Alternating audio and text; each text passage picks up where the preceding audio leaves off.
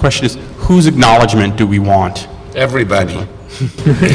Well, what the acknowledgement I want is when I organize a show of a major international figure like Dan Peterman, that I can get some museum in some other town to actually take the show, which was just tragic that no other museum took that show.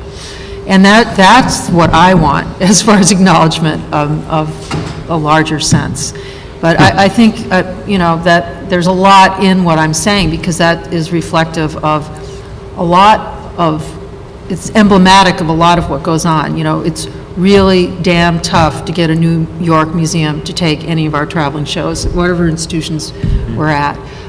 Carrie James Marshall was a little bit of an exception, but there is some resistance out there, which is very, very problematic, and it's not just on artists that are easily identifiable with the, quote, Chicago school. It's sort of about all around. And Paul keeps making the point of so many very interesting artists who live here who aren't necessarily even very well known here. Miroslav Regala, how many of you know him? He's a major international, very advanced conceptual thinker in video and performance. Almost no one knows that he lives here, and he's like the national artist in Poland. I mean, he's in China all the time doing really amazing work. So we do have a history that isn't acknowledged by the outside, as well as we may not even be aware of it because the outside isn't acknowledging it. You know, like the old syndrome of you don't pay attention to what's in your own backyard until you see it somewhere else in some other city. Boy, if I had the answer to that, I wouldn't be sitting here complaining about it. But maybe someone else has.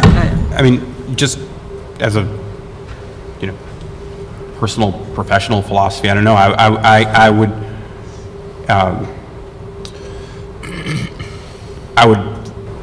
in terms of acknowledgement, I'd say the immediate community in which I find myself is the first,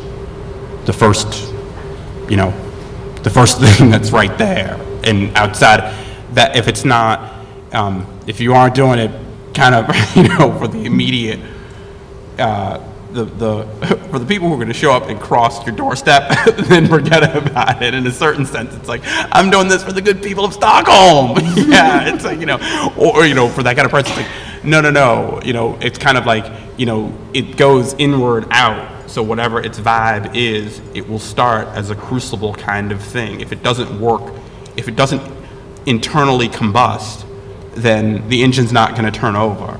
So, you know, to really think about, you know, this is for around the way, as a general, and it doesn't matter whether or not, you know, import or export. It's like, so if it's Mark Manders, it's like, no, the Mark Manders show is taking place here, like, in this room. Like, it's not an abstraction, meaning, you know, it has to be accessible to the immediate community that's going to come through and see the show, you know, as opposed to, or the other idea. It's like, if it takes place here, then we can assume safely that it's taking place everywhere else in the world, which I think is part of a fallacy. So to say it's like, oh, no, actually, if you run down the list, it's like, no, actually, X, you know, Pierre Huyghe, for instance, has never shown here in the Midwest. You know, I mean, the work's never been discussed or seen, even though we think, because of certain immediacy with the internet, print journalism, that we know these things. In fact, we don't know these things. We've never empirically seen the work before. So do the goddamn show, you know, in a way, as the driving force, as the why to do it. You know,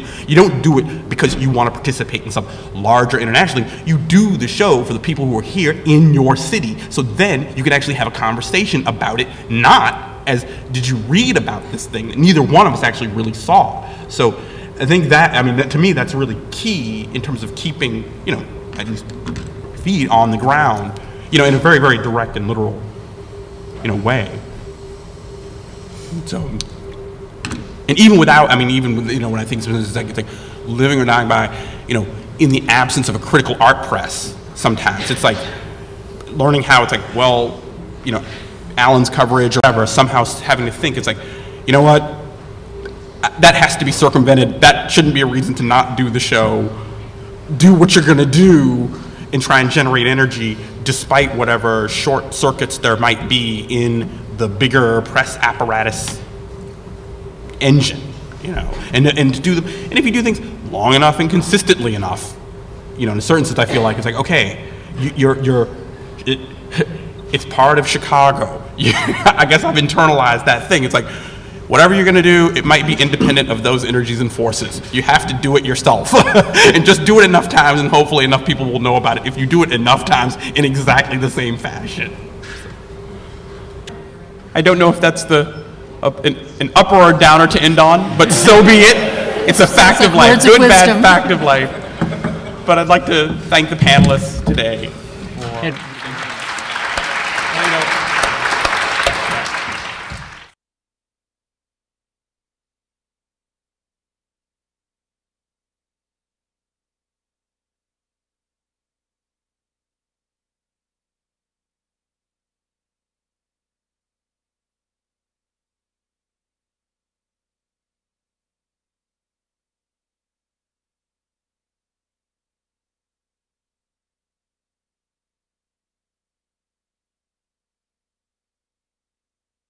This program is partially supported by a grant from the Illinois Arts Council, a state agency.